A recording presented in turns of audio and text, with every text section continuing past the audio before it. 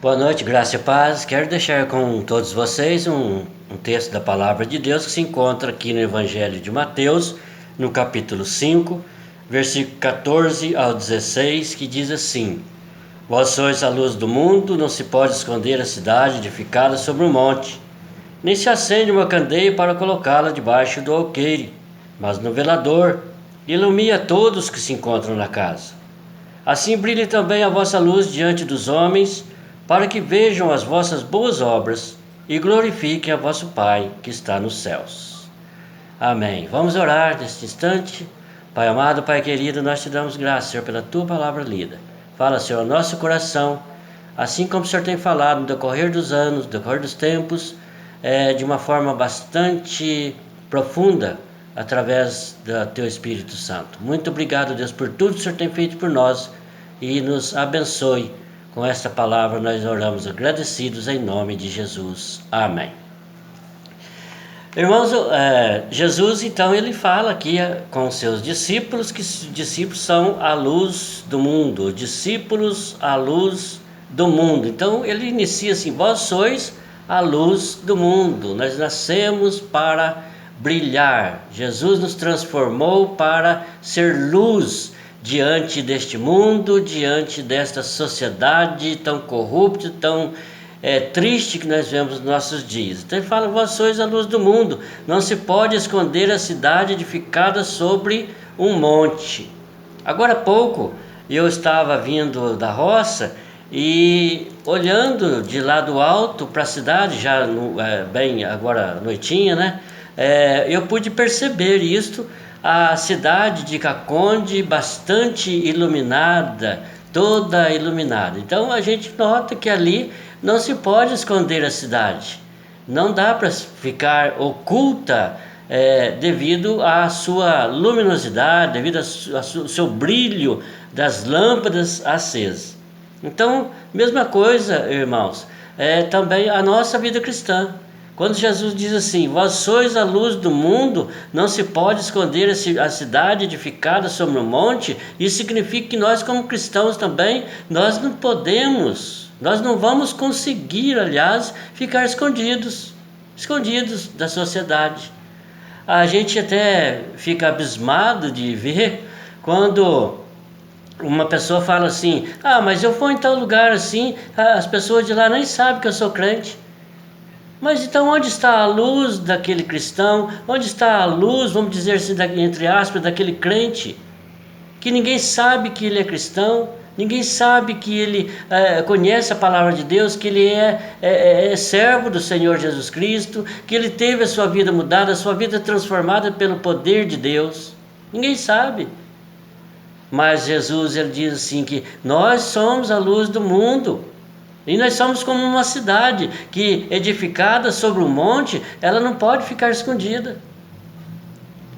E ele diz assim também que nem se acende uma candeia para colocá-la debaixo do alqueire, mas no velador, e ilumina todos que se encontram na casa.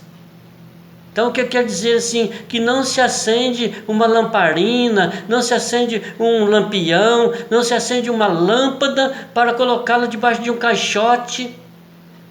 O alqueire aqui seria um caixote, uma tulha, mas coloca-se onde? No velador. O que é o velador? Aquele objeto que tem na parede onde se coloca ali a lâmpada para que possa iluminar toda a casa.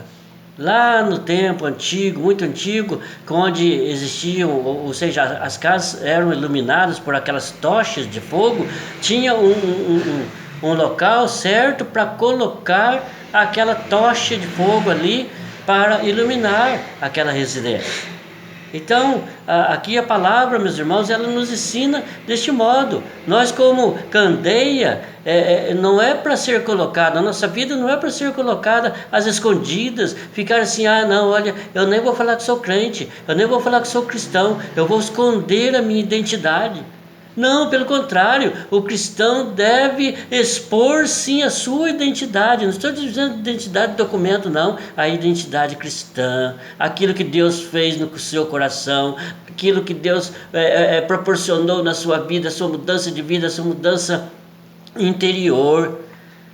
Então, queridos, a palavra ela diz assim, que nós somos como uma candeia acesa, não para colocar ali debaixo do alqueire, mas colocar no velador. A nossa vida, ela deve iluminar ou alumiar, como diz aqui na tradução aqui que eu estou usando, a todos que se encontram não só na casa, na nossa família. Nós temos que ser exemplo, nós temos que ser espelho para a nossa família, mas também nós precisamos ser exemplo e ser espelho lá fora, lá na sociedade, lá na rua.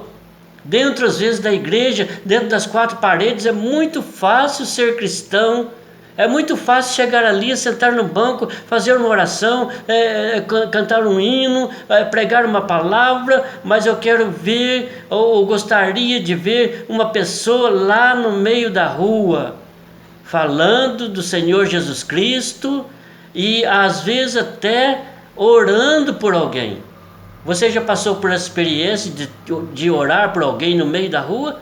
Eu já, algum tempo atrás, eu encontrei com uma pessoa ali naquela rua da igreja, e aí aquela pessoa estava tão problemática, um problema tão sério, que ela estava chorando. Eu falei para ela assim: você permite que eu ore por você? Ela falou: pode orar, mas o senhor vai orar em casa? Eu falei: não, vou orar aqui agora.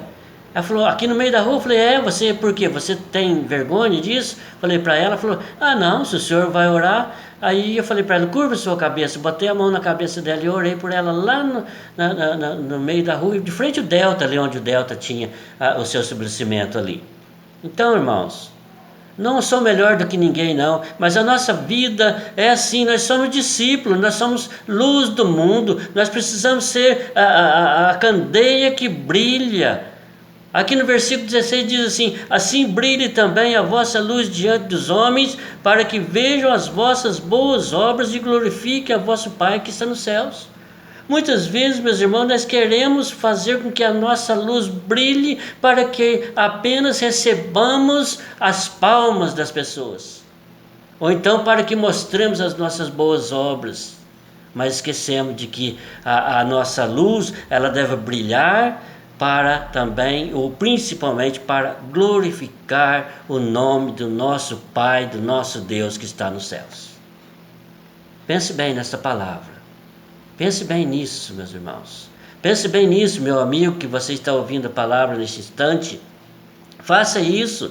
Faça da sua vida cristã um exemplo. Seja luz diante da igreja, seja luz lá no templo, seja luz na sua casa. Quantas e quantas vezes nós temos ouvido filhos dizer assim: olha, eu gosto de ir na igreja com meu pai, porque lá na igreja o meu pai é bonzinho. Mas em casa o pai não é bonzinho, o pai não é respeitador, o pai maltrata o filho, mas lá na igreja ele agrada o filho. Mas que cristão é este? Que crente é este? Nós precisamos, meus irmãos, ser da mesma forma que somos lá na igreja, lá no templo. Nós precisamos ser principalmente dentro da nossa casa e também lá na sociedade, porque as pessoas estão olhando diretamente para nós.